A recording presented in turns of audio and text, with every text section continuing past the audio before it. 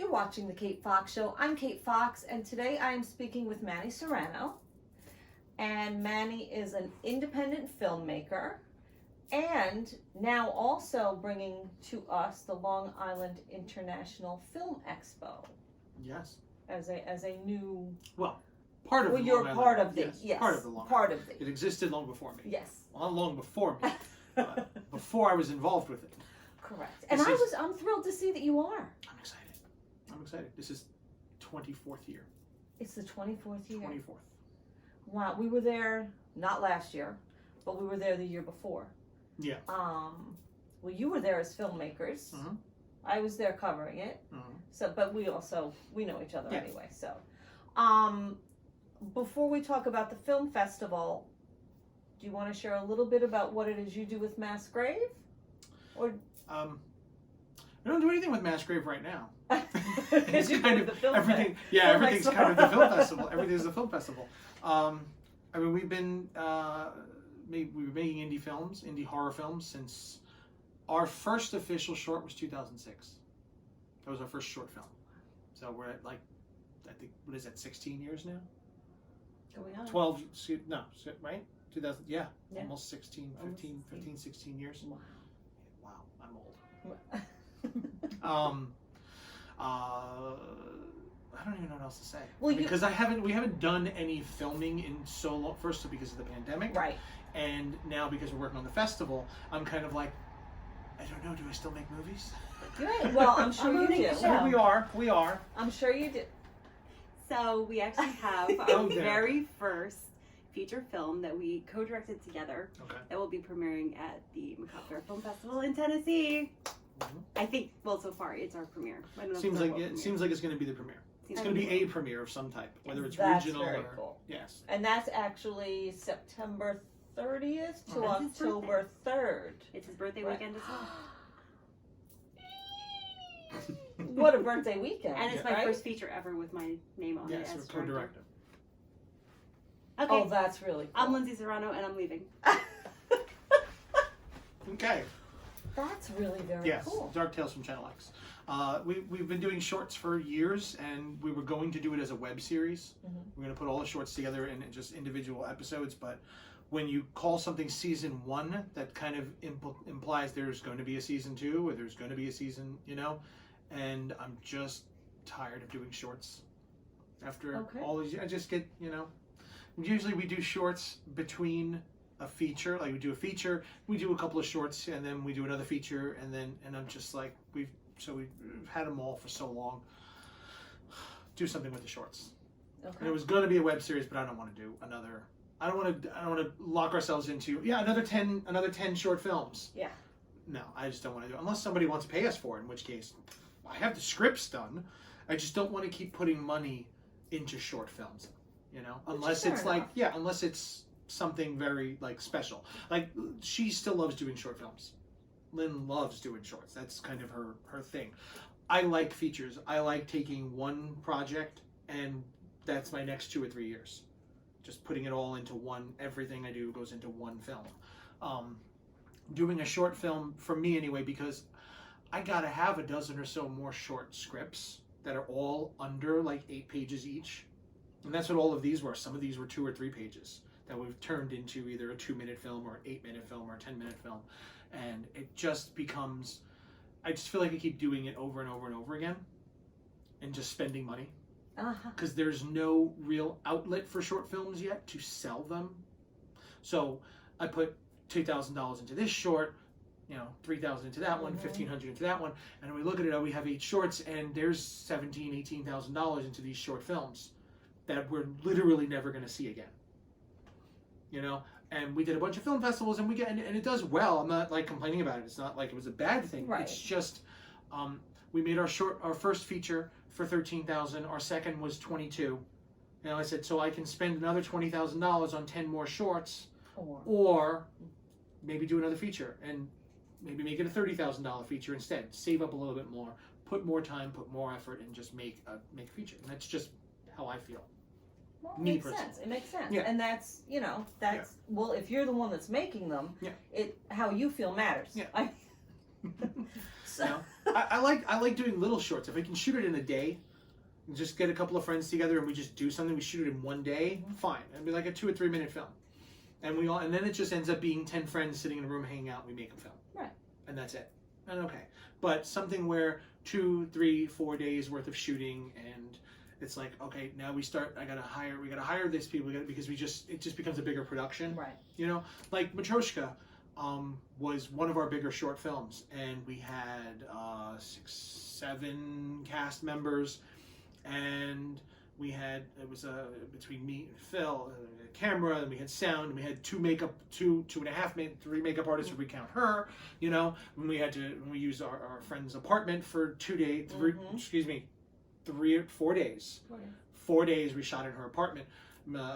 Misunderstood Monsters, same thing. We have a full crew on that. We have a full makeup. We have, we have multiple locations over 4 days, and it's like the money just keeps Right. getting more and more expensive when you do those bigger shorts. So to me, I feel like if I'm gonna do a short like that, it's got to be one that I really, really want to do. Okay. You know, otherwise, like Au Pair, we did the Au Pair. That was 5 of us in one room. We shot the whole thing in about 2 hours. Knock Knock was 3 of us, 2 actresses and me on camera. Oh, and it wasn't even you. I think it was Dina, hiding behind the mattress in the hotel room, pointing the microphone. You know, Dina was there. Yeah. The glamour of filmmaking. Yeah, but it was all of us at Chili Theater, and Right. I had a literal 2-page script, and I was like, "We're all here. Let's do it." Wow. And then we just shot it, and that's where it came from. Yeah, we had a hotel room. Why not? Yeah, we had the hotel room for the night. Let's shoot something in it. Fine. Let's get something done. Yeah, and we shot it in like an hour. Things like that, fine. It's just a bunch of us hanging out. We're filmmakers. Let's make Right. a damn movie. Well, let me tell you something. I have a feeling that people who aren't familiar with the whole process think that's how indie films work. Always. Unfortunately, that's how a lot of them work. It's just a bunch of friends that get together and make something. Unfortunately, that is sometimes how it works. You know, sometimes you get something great out of it, sometimes you don't. Mm-hmm. You know, but that's true for everything. You could put $100 million into something and get a piece of crap. This is true. This is true. Yeah, Disney banks on it. Hot take. I'm sweating now. Sweating. That was a good one. All right, now. On that note, we're going to take a quick break, and we'll be right back. Hey, what's up, everybody? I'm Chef Barrett Byer, and you are watching The Kate Fox Show. I'm a chameleon.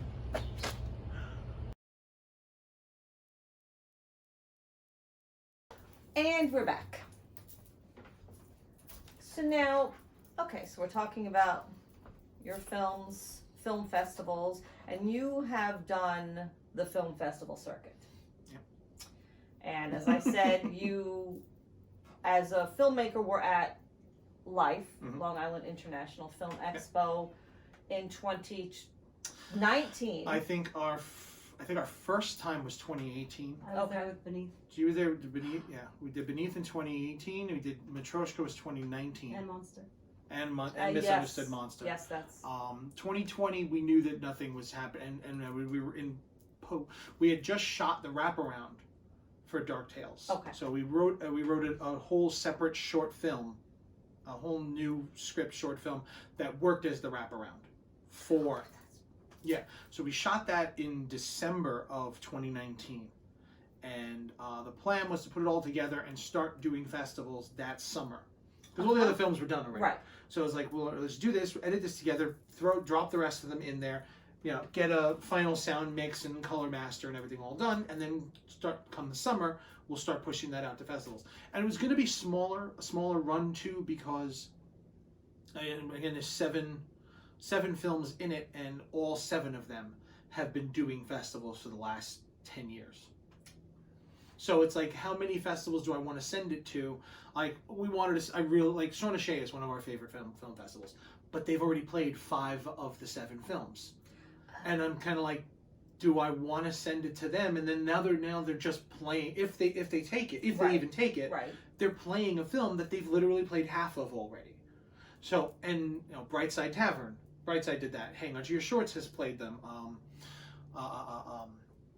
A bunch of I can't even think of them all. But we've been doing festivals. Liberty Massacre did. We played Liberty Massacre every single year of its 6 years. Really? Yeah, every single year we were there, 6 or 7 years. Yeah. They contacted us when we didn't have film. Like, you guys got a short yet? And I think we were Yeah. not shot. Yeah, I when think he that's why we opens, shot yeah, up there. yeah, when he opens up, him and Severed in Pennsylvania, Earl Kess of Severed and Lauren Lepre of Liberty Massacre. When they opened up, they just emailed me, "You got something? Make sure you get it," because they know I'm going to send them something. You know, whether it was a short film or it was a trailer for our new feature, every single year we played those festivals and a couple others. Right. So at this point, it's kind of like, it's been 10 years now, all of these shorts, they've played all the festivals. So it's very limited to where, so we're like, okay, we'll do a couple of short films, a couple of festivals here and there, and keep it short and just get it, let's just get it out. Let's work on finding distribution. And now Macabre Fair's back. Yes. As a result of the gap, because Macabre Fair, we did our features, we did Theta States there. That's right. We did Brain People there. Mastectomy played there, and Beneath. So we have 2 of the 7 shorts that have played there, but they played there years ago. And as a result, this gap, we did 4 short films since Macabre Fair ended. Okay. So, most of these have not played there at all. Right. So we sent it to them, and well, if you count the wraparound now, it's 8 films. If you count the wraparound. So we have 6 of the 8 that have never played there. So great, we can send it to Macabre Fair, you know. And Mastectomy had a different bit of an edit too, and Beneath I did some different coloring, and I edited a few things here. So it's slightly different, not noticeably, but we notice it. But of course. Yeah. So I don't even know what the question was at this So point. now, well, we're talking about film festivals, Yeah. and so how do you go from being a filmmaker at a film, Jeez. at I know where this going to a question's film festival, to being a part of the film festival? Luck. Just right place, right time. That's a great answer. That's it. Right place, right time. We run. Lynn started running the her Women in Horror event. We have the Women in Horror event that we did. We became the official Women in Horror event for New York City. Right. From Women in Horror Month, and we would do that. She'd do that at the end of February, beginning of March or so. So we started doing that. When Macabre Fair's last year It was 2018. I think so. I think so. And Lynn was taken on as what was the official capacity? I don't even. Basically, Angie Hansen has always worked with Macabre Fair. Yeah. And Elsie brought Lynn on to help her in the same capacity that Angie did. I was the assistant to the assistant. You were assistant to the assistant. Make sure you're in frame. I was the assistant to the assistant. You were assistant to the regional manager? Yes, Gotcha. I was the assistant to the assistant. Angie was the assistant, and I was Angie's assistant. Okay. So basically, yeah, she brought her on to along in a similar capacity that Angie was, and to help her run the front table, greet the filmmakers, keep things running smoothly and everything. Then she asked me to host 1 or 2 of the panels, and I think that weekend, Elsie was sick that weekend. Yeah. She wasn't feeling well that weekend, and And we're talking about Elsie Ginsberg. Yes. Or Elsie Macabre. Yes. She was very hands-on with everything. Yeah. She was very hands-on with everything. Every single aspect of Macabre Fair she touched. There was nothing that she didn't do. And that weekend, she didn't have the energy to do it. But she was there all weekend. Yes. You know? I remember that. And as a result, I was hosting 2 of the panels, and I saw she asked, I don't even remember, she asked me if I could we got there the first night, we got there really early the first night, and they were still setting up everything. They were setting up the press in the front lobby and everything. And before I know it, me and Pat Devaney are up on ladders, hanging lights over the balcony. I sent you there. Yeah, we're hanging lights over the balconies, and we're tying things down and everything, and just one thing after another led to just she was at the front table, and I'm like, look, Elsie, I can do this. I can handle it. I got it. Don't worry about it. I take care of it. I'll take care of it. And I hosted this panel, and I hosted that panel. Then something came up where 2 of the panels were at the same time. Like one of them, one panel ran long. Okay. And another one was supposed to come in. And I realized halfway through the first panel, wait a minute, these people are gonna start coming in, and I think it was the effects panel that Beatrice Sniper was doing. Yes. And it's like, this is an effects panel. This can't be an hour. She's literally doing a live demonstration of a full makeup. Oh, and that was the And I was like, there's absolutely no way in hell she's finishing this in an hour. You know? Well, that was a lot of work. Yeah. And I happened to there was an empty conference room upstairs because one of the other panels had gotten canceled because whoever was on the panel couldn't make it. Okay. So they canceled that. So I'm like, okay, well, there's an empty one. And I said to Elsie, I said, would you be fine with me just funneling everybody that way?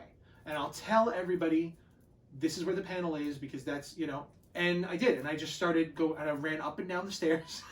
Every single time I brought somebody into the panel over there, I ran downstairs to see if there was somebody else waiting. And I just went back and forth. And by the end of the day, I was helping her coordinate all the panels. She was like, well, this is coming up and this, and I said, just give me the schedule and I'll handle it and I'll make sure it's all, and on Sunday night, I'm now sitting there with her in the meeting, in the festival meeting, in the festival organizers meeting. I'm at dinner with all of them. Like, okay, I guess I'm here now too. She was already part of it. I was all right. Now I'm here. I'm part of the festival. And Elsie was like, we're part of the festival now. As far as she was concerned, as far as she was concerned, we're going to be part of Macabre Fair going forward. And unfortunately, that was the last Macabre Fair. Yeah.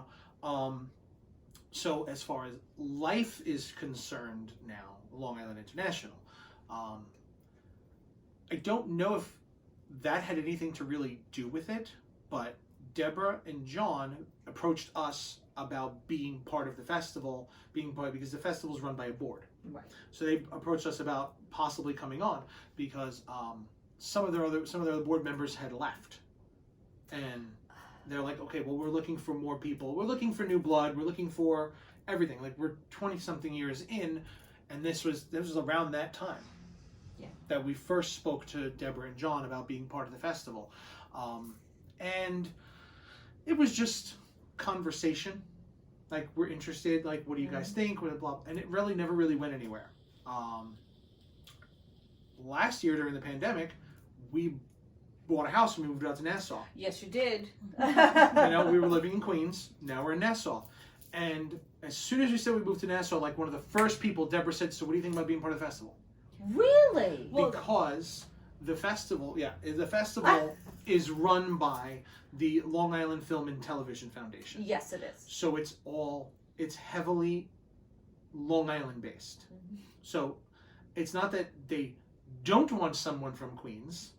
They would prefer someone from Long Island, So it was kind of like, it's also the distance. There's a distance. There's a whole, it's very very Long Island centric. Yes, it is. Specifically, very, very Nassau centric. Belmore. Yes.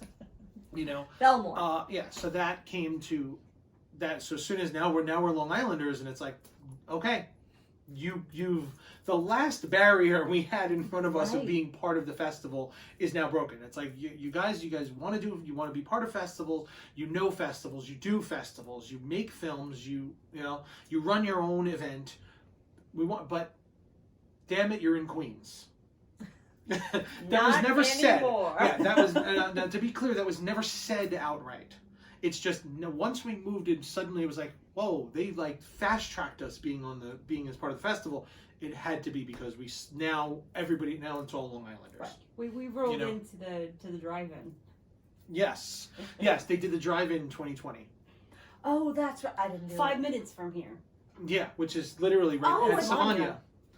Yeah, literally right down the street, and we had just moved into the house maybe a week or two before the festival. Wow. And we pulled out, oh, you guys are here. We heard you bought a house. Yeah, right down the street. literally right down the street. Like we could walk over to where they have the drive. We could walk over there right now. And the next week it was Deborah and John called us. Let's go to lunch. Let's come over. We're going to come over. Let's talk. And it just snowballed from there. Wow. I like that. Yeah. So it's just right place, right time. I was there. She got to help Macabre Fair. Then I was there to help Macabre Fair farther, and I think that just led us to being here now. Excellent. So now, okay, with right place, right time, we're going to take one more break. Okay. And we'll be right back.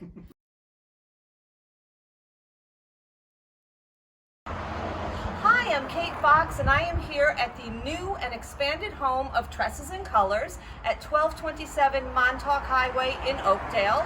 And they are just preparing to celebrate 25 years in business and have recently won Best of Long Island.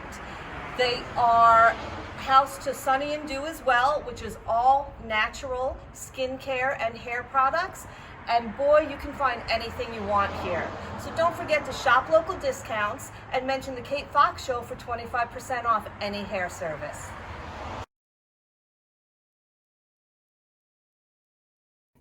And we're back. So now you're working with LIIFE. What, first of all, you were telling me you created a new block of films. The Midnight Madness block. And I'm excited for what you told me about it. And so what other things can people expect, or what do you want to share about the film blocks or what's going on with this event, which is from August 10th through the 15th in Belmore at the Belmore Movies and Showplace Theater. It's right across the street from the Belmore train station. Yes, it is. Yeah. Well, Midnight Madness is our big contribution this year. People who go to festivals regularly, especially horror festivals and genre festivals, this trend has been going recently, and it becomes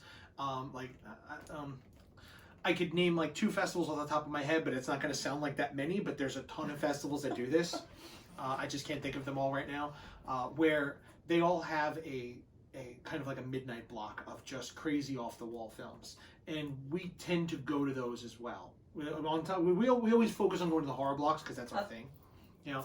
But when these a lot of them call them what the fuck blocks, you know, or whatever. They come up with some crazy name for it. I think Brooklyn Horror calls it the trigger warning. You know, Boston Underground calls it the what the fuck. I forget what like Fantasia I think has one. I'm pretty sure that oh damn, what's the festival that just announced? Whatever, doesn't matter. They all have a different name. Genre Blast has one, I'm pretty sure. And I'm pretty sure there's one out there that's already called Midnight Madness, but you know, whatever. Words are words.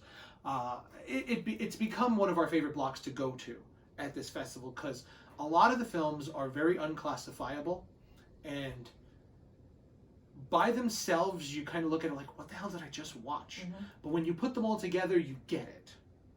You know, it makes this, wow, that was fun. You know, because if some of these films, if you take it and you stick it in the middle of a block, it throws, because a big part of running a festival, and especially curating and scheduling a festival, Right. which is something that you want to tell filmmakers, is that just because you got rejected from the festival doesn't mean they didn't like your film. Okay? A lot of the time, yes, it is. They didn't like your film. Fine, you know? But it's not always just because they didn't like it. Sometimes they just can't fit it somewhere. Right. If your film could be really cool and they enjoyed it, but I don't know what I can program this next to. And the problem with that is, if you can't program it with something, with another block of films, especially short films, if you can't put it in a block with other similar short films, it makes your film look bad and it makes the others look bad. You know, because suddenly there's just this random thing in the middle. It's like, okay, that was weird. It's rather the way we do anyway. And I know a couple other programmers that we know. They all think of it the same way, that a screening block is a playlist. It's like a mixtape. Yes. It's got to take you on a bit of a journey. Films are put in a specific order to lead into each other very well. And that's where you get really good blocks. When you go out, you walk out, you're like, that was amazing. Those films were great. It's because they were put together very specifically because somebody said this matches this, and that matches that, and that matches that. And you have somebody creating a playlist of films. Sometimes your film just doesn't fit any of the playlists. You know, something that I noticed this year, which was really difficult, we had 3 or 4 sci-fi films that we got, and that's all the sci-fi films we got. Really? Yeah, there was very few sci-fi this year, and it kind of bummed me out. I was expecting to, like, finally we're here, part of a festival that gets a lot of submissions. I was like, I want to see some really cool sci-fi films because it's tough to find good sci-fi. Sci-fi gets expensive. Yeah. It gets very expensive. Okay. You know, so it's hard to find a good one. We have a couple of sci-fi films. The 4, I think we got 4, and we accepted all 4. Okay. Because the stories were solid. You know, some of them, okay, maybe the effects could have been better in this one. Wasn't not saying that they're bad at all, Right. but okay, this with a little bit more money, that would be gorgeous. You know, so you look at it like, okay, I can see the budget in it, but it's still a great story, and the performances are good, and what they were doing was great. We loved what they were telling in this. It's like, we're taking it. But the problem with them is, because there's only 4 of them, how do you program just 4? Yeah. Sci-fi. That's not a 90-minute or 2-hour block. 4 films. Right. So we can't put them. Now we can't take all 4 of them and cram them together into one block, because then the rest of the block won't match the 4 of them. Right. So now you have to take those 4 and find other ways to fit them into other things, and it's got to have a very specific. That's why I say it's like a playlist. This has to go in a very specific spot. And as much as we may love the film, if it's not going to look good, You can't do it. I can't take it, because it's a disservice to the filmmaker then, for me to put it somewhere that the audience who's watching it isn't even going to enjoy it because it doesn't fit the rest of them. Right. You know, so that's a big thing to understand too, that sometimes you just don't. So to come back to this, the Midnight Madness block is a lot of those films that really don't fit anywhere Okay. else. It was very hard, and they're so off the wall, they're so crazy, they're extremely ambitious, you know, and fun. But I can't put it with anything else because it's either going to completely overshadow.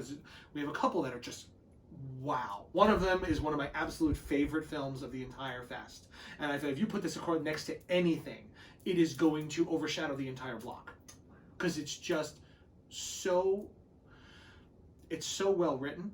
It's so well acted. It's so well made, but it's so off the wall, completely ridiculous, that you put it next to any other film, you're not watching that next film.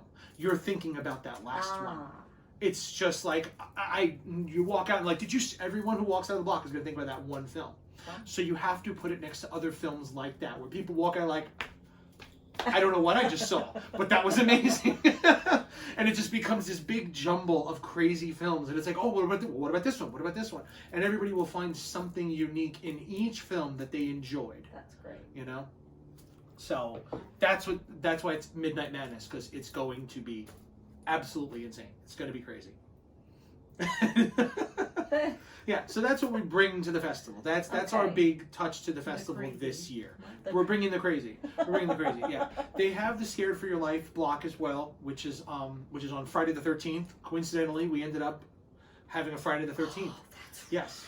Yeah. So our Friday the 13th, we have a horror thriller, found footage feature, which is the Andy Baker tape. Okay. And that has 2 opening films. It's Victim Number 6 and The Killer Next Door, right? Across the street. The Killer Across the Street. So those are 2 openings for the feature, and that's the 9 o'clock block on Friday the 13th. Okay. And then we have our annual Scared for Your Life horror block at 11:30. And that's got excellent. We have a film with Margaret Cho in it, Koreatown Ghost Story, which is excellent. Oh, wow. Yes, excellent. An amazing little film. And I can't think of the other ones right now. I'm just drawing That's a blank. okay. I'm That's drawing a okay, blank. because- That's the first film in the block, so it's the first one I'm thinking of. You don't have to think of the other Yeah, ones. but so that's our annual horror block, and Okay. the Hauntsville Cryptcast works with the festival as well. Okay. The host of that show is Anthony Labriola. He's on the board as well. You know, so you wonder why, if we come onto a festival, why we're not doing the horror block, because he's always hosted the horror block, and I'm taking it from him. And that was As a much as question we'd I love to, had, you know. yes, as much as we love to do it, I'm not taking the horror. He was doing it before us. Right. He's been hosting that, and even before him, Deborah had created Scared for Your Life. She loves horror films.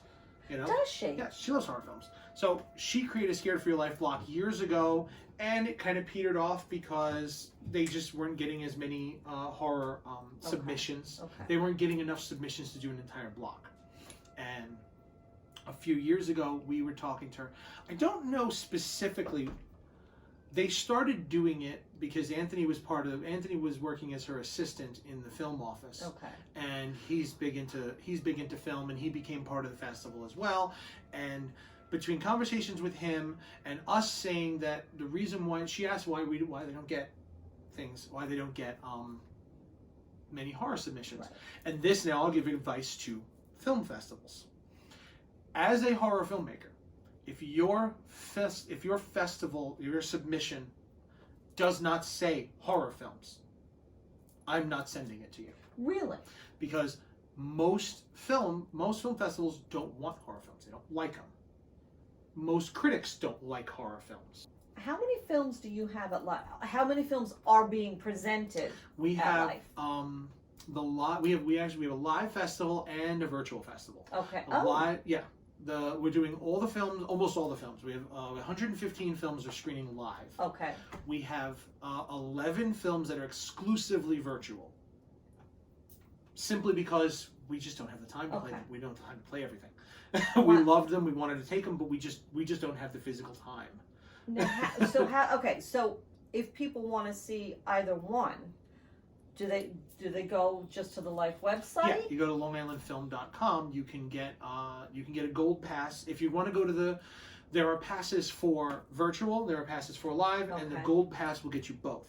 Oh, okay. Yeah, and every block will go live on the website when the block physically happens. Okay. So if the block is at 3:30 on Wednesday, 3:30 on Wednesday, the block will go live for 24 hours on the website.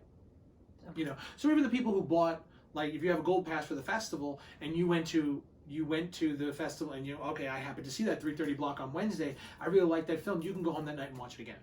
Oh. You know, you have until it's available for the 24 hours after it airs.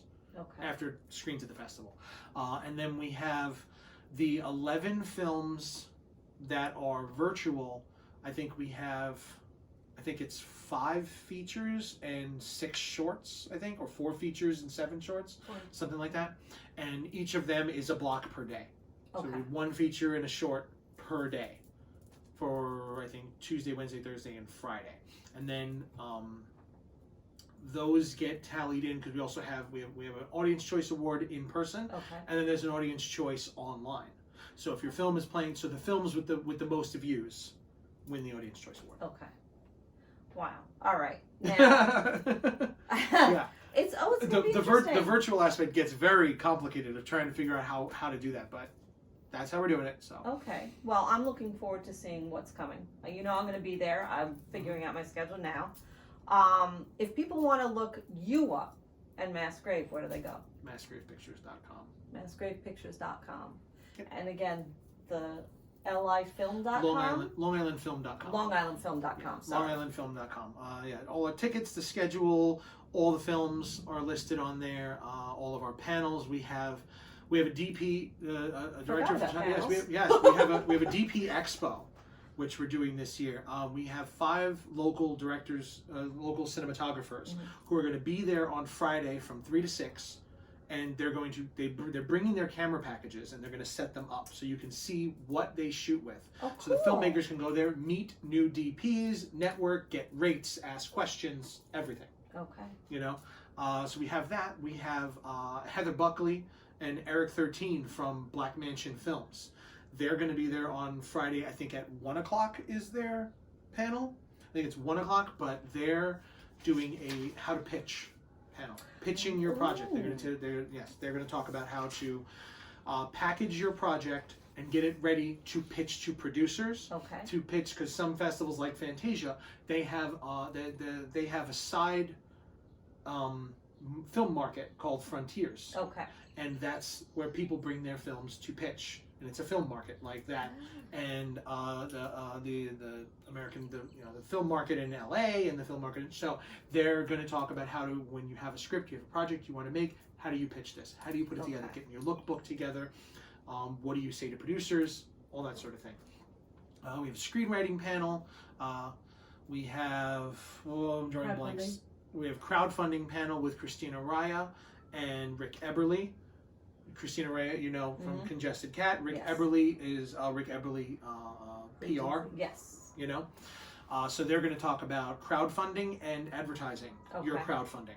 Oh. Yeah, so not just making it, how to get it beyond your circle. Because the biggest problem for indie filmmakers who are doing their crowdfunding is we all get it out there, and how the hell do you get it beyond your 10 friends from high school?